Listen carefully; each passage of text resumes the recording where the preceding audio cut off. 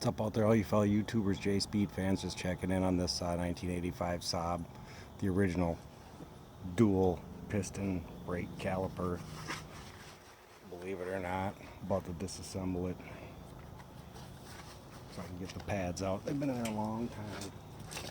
But actually I already got this loose. One little pin goes in the bottom, so the one with the pin, cotter pin is the bottom. This thing I had to work back and forth quite a bit, and lube it more and more to get it out, without anything going terribly wrong. There's a little cotter pin hole. This goes in there, like so. So the brakes aren't loud, squealy.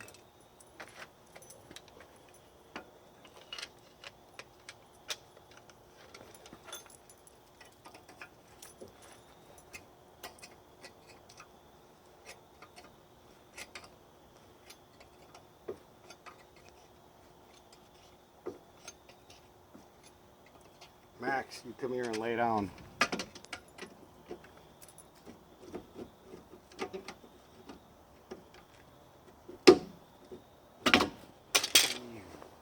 So, clearly that one comes out. But it's being very stubborn. I could crack the bleeder, I guess, but I'm probably not going to do that. Because anybody who knows about cars knows how that goes. So, without bending this plate, I'm just going to try to create a little slack in here. This actually has to be rotated and pressed inward in order to remove. So,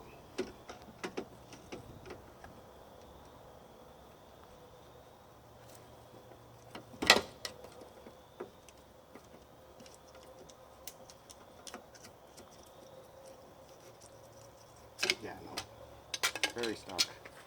So we'll check back after I get that undone. So the only way I could figure to get this out was to stick this in here and pry and basically just tap and pull. I promise that's how that worked out for sure. Look at this. Whoa. Didn't even notice that in the beginning, did you? What was even going on here really with this brake system? I mean, for real. There's a basically like a Honda type brake in here. You have to rotate it to bring it in. But look at that. Dual piston. One piston here, one piston here. Emergency brake is on the front. Best way I think possibly to do this is probably to wedge something here, I suppose, so this thing doesn't keep sliding over. And then basically, so I don't have the special 948-867-5309, you know, tool or whatever that SAAB makes, unfortunately.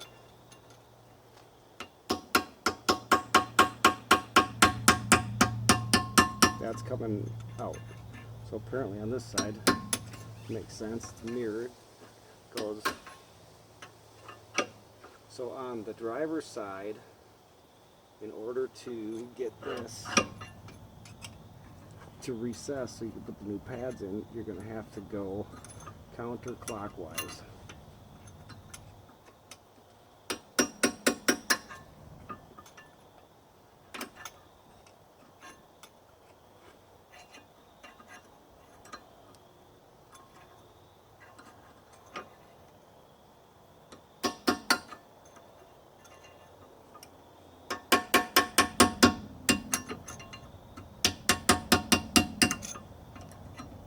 This releases the emergency brake.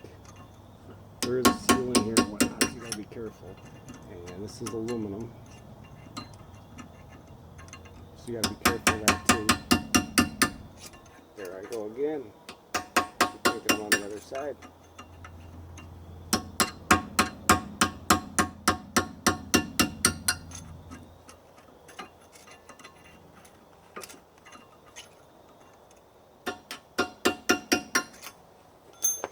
You're actually supposed to somehow, with this tool that SAAB has, you're supposed to press on this and rotate it at the same time. Ooh, like that. There, that's even better. See that?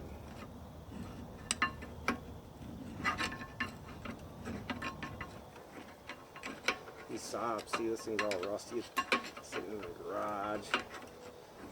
St. Paul for quite some time. Rusting, unfortunately. But it is a 900 SPG with Colorado red interior, so I guess that makes it one of 7. Even though the interior's been replaced, it still had Colorado red interior, and it's still one of 7 with leather Colorado red automatic heated seats, leather interior.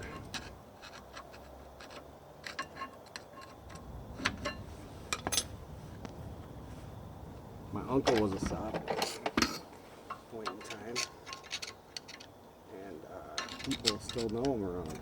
That's pretty cool. I'd mention his name, but I'd have to ask him first, and I haven't asked him, which means that I can't. He's particular. I don't even know if we're doing anything with that at this point other than just rotating it and showing you how it's done. So basically, if this wasn't in here, what would have kept happening is it would have kept sliding back.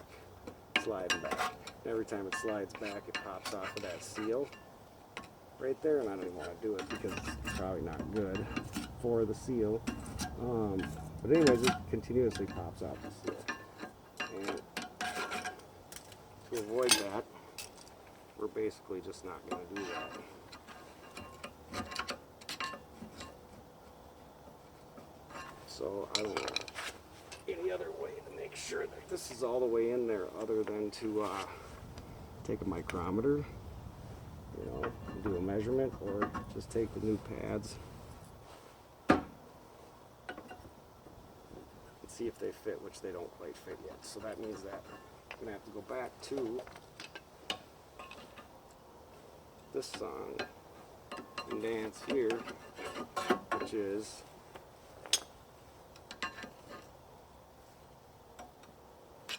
rotating this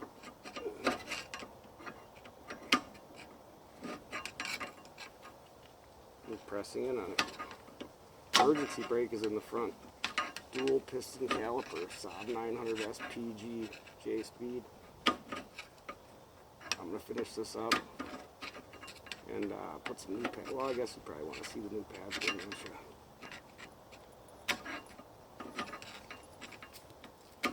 We'll go until the battery runs out. How's that sound? I know exactly what you're all saying.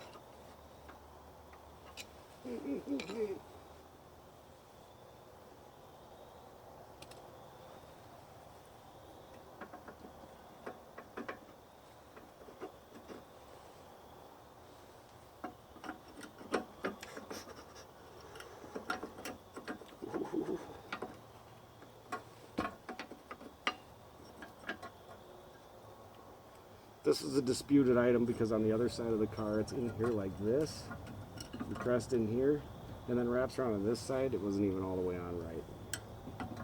So, and the picture that's on Identifix is no use, so if you're watching this because of that, I can tell you that's how it was on this other side, and on this side it was the way that it just was before I pulled it out.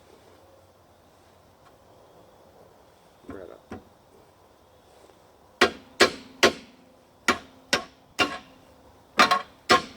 So close yet so far away moment. I guess the thickness of this tool right here, if it wasn't in there, that might help a little bit, possibly. I don't know. Maybe.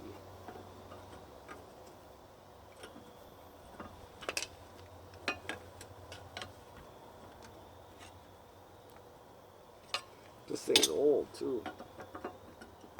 Nice thick rotors on here, that's for sure. You know, if that's for the park and brake adjustment, that's fitting extra tight. Unless we want to have a wheel locking up, I suppose I better see if this will move anymore. Get this whole process down. There's probably a lot of these that are exactly like this.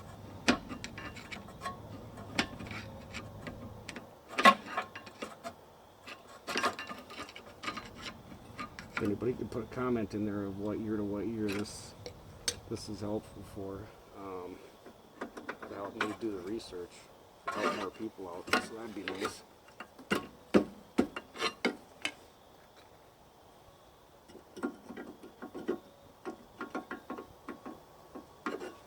Alright, that looks pretty good. See, they're really thinking back in the old days. Geez, that really hurt. As far as cleaning stuff out goes, this is a pretty standard stainless steel brush. Plenty of room to clean it.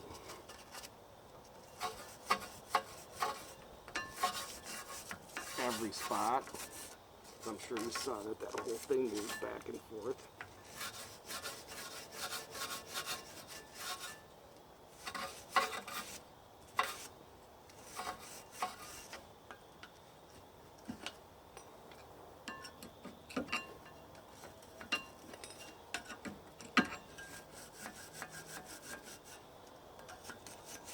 Isn't that something? Really? Yeah. Probably best brakes in the world.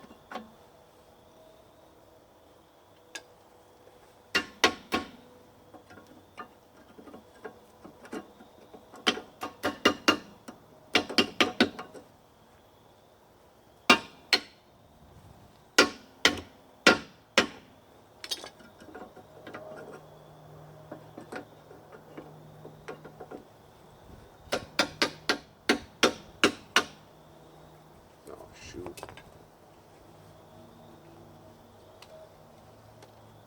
Not that I forgot, I just do like to test fit everything before I actually assemble. This is probably a tool you could use. Might save you a trip to the store. If you watch this far, you deserve it.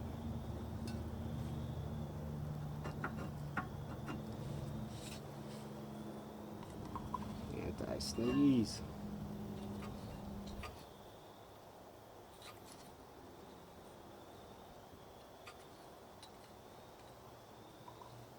You want to try to avoid getting, if you use this, you don't want to get any on your stopping surface, that's for sure. If you do, you definitely want to clean it off. Because obviously, since we're putting new pads in here,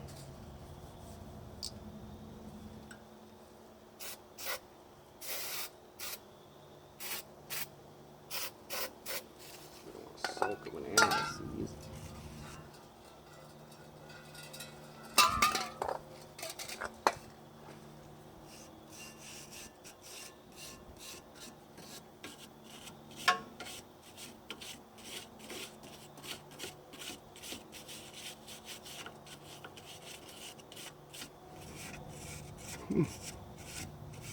A lot of lightweight aluminum parts on here.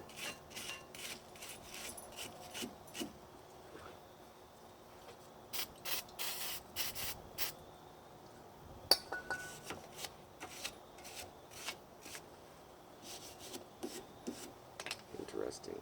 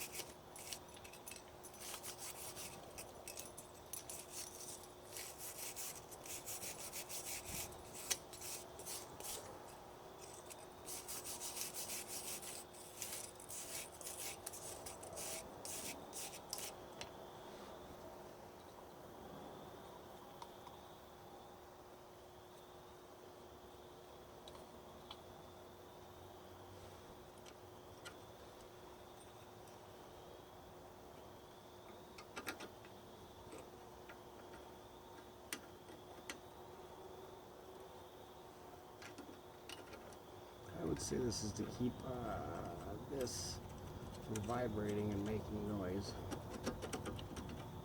I could be wrong.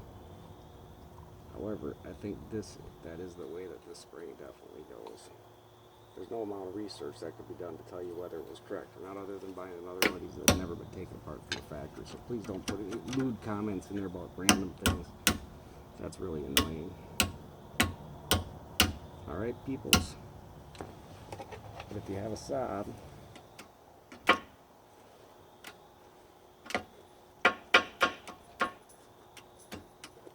I know it seems hokey, but guess what? If you don't know that's how the world works, you're just tricking yourself. J Speed. Peace out.